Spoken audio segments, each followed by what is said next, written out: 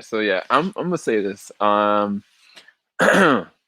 This is my, I guess, my review for um episode 6 of Loki.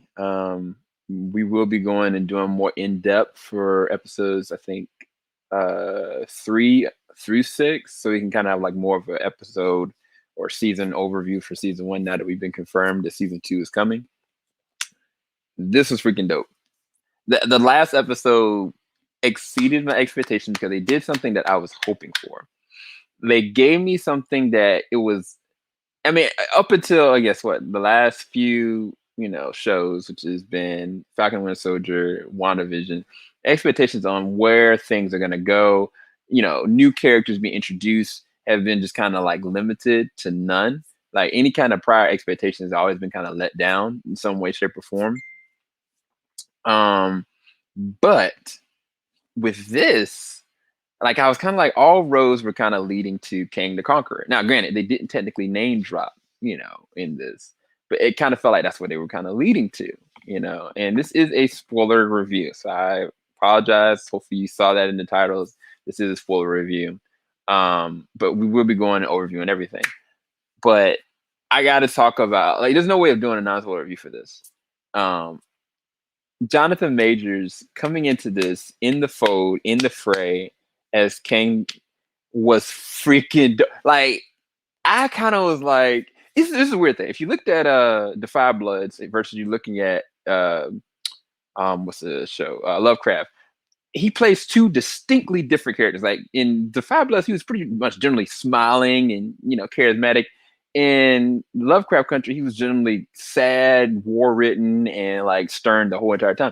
This is a completely different character, and he just owns it. Like when I mean he owns it, like he seems menacing, he seems charismatic, he seems like he's enjoying everything that's happening.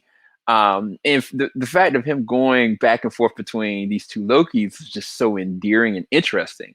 But even deeper than that, the process between the comics to the MCU progression is even more interesting because if you know the different incarnations of where and how Kang the Conqueror came to be, all of this was leading to this road. And that's one of the things I'll say that makes this a 10 out of 10 episode for me is that I didn't expect them to go that route. I was like, oh, okay, they're going to do King Loki, or they're going to go and show, a mention or blip of, Kang the Conqueror by name. They're going to get there and get tempted by their impressions.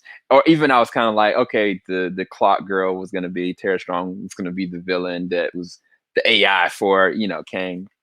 They were never gonna actually show him, but for halfway, not even halfway, you sitting there seeing Jonathan Majors sitting there. I was like, and this is the thing about this, man. I know I appreciate his content and stuff like. I'm not gonna name drop him, but on Twitter, one of my good critic friends legit was like Jonathan Majors in Loki, like yada yada yada, and I was like, this was at 4 o'clock. I had a notification on Twitter and it spoiled it for me, bro. And I was so pissed. But even with being spoiled with that, I was like very impressed by what I got. Like I feel like Jonathan Majors killed it, bro. Like he just I I'm so surprised. I really am. Like I'm very surprised how much I enjoyed this episode. I'm surprised by the him being actually revealed before, him being in, of course, the new Ant-Man 3. And there's so much they can do with his character. Like, I mean, not only is it getting the second season, but this is just gonna be crazy to me. So I guess we'll see what happens. Let me know what you guys think about the episode. I mean, yeah, Mobius, that reveal, what's going on with the timelines. This is the thing that I have a big question about. We already have a big cataclysmic event that happened with WandaVision at the end of WandaVision. And, you know, but there technically hasn't been a time bomb that's hit to trigger a multiversal situation necessarily. But now it has. Like, not only did it happen with WandaVision, but now with this, and I'm like, is Loki all along what was gonna be the multiverse cataclysm that's gonna spark everything that's gonna happen with Doctor Strange, with Spider-Man. Because when you talk about different variants now, like all it is like Andrew Garfield is a different variant. Like Tobey Maguire is a different variant. Like there's so much they can do with this.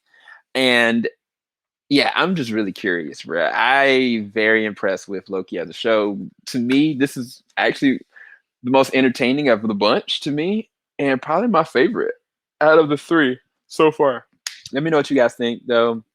I'll talk to you guys later. Thank you so much for watching. Keep it locked. JVS Wing will stop. Peace, guys.